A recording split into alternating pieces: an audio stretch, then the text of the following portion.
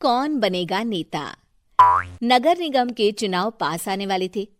पूरे कानपुर शहर में टिकट को लेकर मारामारी शुरू थी, लेकिन सबसे ज्यादा चर्चा में वार्ड नंबर 40 की सीट थी। वो इसलिए क्योंकि इस बार वहां की सीट महिला के लिए आरक्षित थी। अब सवाल ये था कि चुनाव लड़ेगा कौन। इससे पहले ठाकुर साहब वहां से पार्षद थे और इस बार उन्होंने अपनी पत्नी सीमा ठाकुर को टिकट दिलवाई और ठाकुर साहब की शान के कारण सीमा जी ने 20,000 वोटों से चुनाव जीत लिया।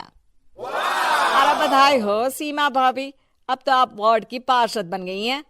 अब तो हमारे काम आप ही करवाएंगी। अरे ये तो सिर्फ नाम की पार्षद बनी है, वो तो महिला सीट आ गई, वरना पार्षद तो मुझे ही बनना था। अब भले ही चेहरा इसका होगा लेकिन पावर तो मेरी ही होगी। अरे वाह भाई साहब, क्या दिमाग लगाया है आपने भी। आइए आप लोग, खाना लगा दिया है सबके लिए। सीमा जी पार्षद बन चुकी थीं, फिर भी उनकी एक ना चलती। सारे काम ठाकुर साहब खुद ही संभाल लेते और जहां जरूरत पड़ती वहां सीमा जी का अंगूठा लगवा लेते। सीमा जी ज्यादा पढ़ी लिखी भी नहीं थी। एक दिन ठाकुर साहब और सीमा एक प्रोग्राम में जाते। अरे ठाकुर साहब आप आ गए। ओहो, पार्षद मैडम भी आ गई हैं। स्वागत है आप दोनों का। लगता है हमारे पार्षद फंड का सही इस्तेमाल हो रहा है। चलिए अब उद्घाटन करते हैं। ये लीजिए ठाकुर साहब कैची, आप ही सबसे पहले प्रवेश कीजिए। सब लोग आगे निकल जाते हैं और सीमा जी पार्षद होने के बावजूद भी पीछे खड़ी रह जाती हैं। वो देखती हैं कि वेलकम बोर्ड पर उनका नाम है, लेकिन महिला होने के कारण कोई उनका सम्मान नहीं कर रहा। अगले दिन एक आदमी उनके घर आता है।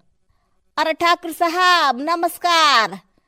कल ना हम नोटिस किए कि हमारा घर तो अवैध है और नगर निगम वाले उसे तोड़ने आ रहे हैं। अरे कुछ कीजिए ना ठाकुर साहब। देखो भाई, मैं तो ज्यादा कुछ कर नहीं सकता, पर अगर तुम सबकी जेब गर्म कर दो तो कुछ हो सकता है। कुल मिलाकर 4 लाख लगेंगे। अरे 4 लाख ठाकुर साहब? अरे भाई, मैं अपने लिए नहीं मांग रहा हूँ। दरोगा है, इंजीनियर बाबू है, बड़े साहब है, सबको देना पड़ता है ना थोड़ा थोड़ा। बोलो है मंजूर? तभी वहां अचानक सीमा जी आ जाती हैं। अरे ये आप क्या कर रहे हैं? पहले इन्हीं लोगों से तो आपने वोट मांगे, अब इनसे ही पैसे ले रहे हो। अरे चुप रहो तुम, तुम्हारा काम है सिर्फ अंगूठा लगाना, तुम वही किया करो।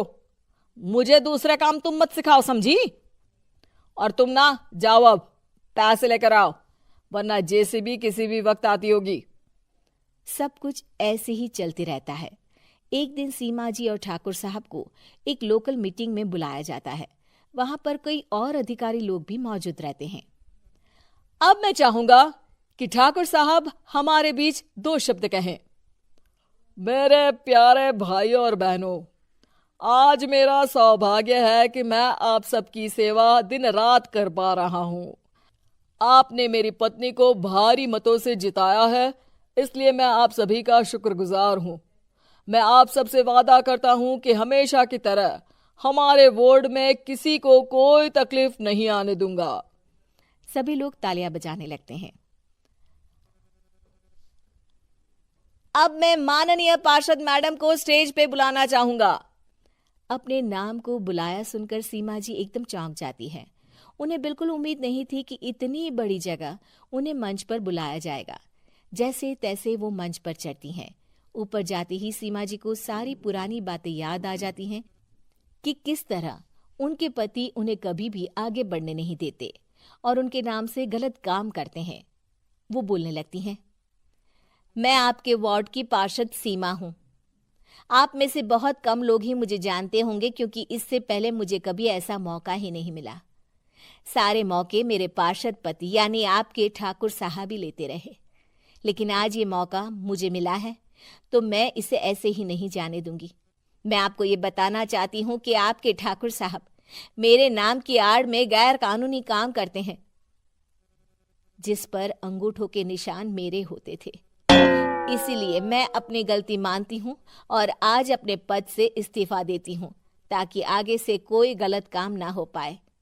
अब फैसला आप सबके हाथ में है कि आप हमें क्या सजा देना चाहते हैं। सीमा जी की बातें सुनकर ठाकुर साहब के चेहरे का रंग उड़ जाता है और वो शर्म से मुंह नीचा करके वहां से चले जाते हैं और पद से इस्तीफा देकर ही सही सीमा जी अपने आप में आत्मविश्वास महसूस करती हैं।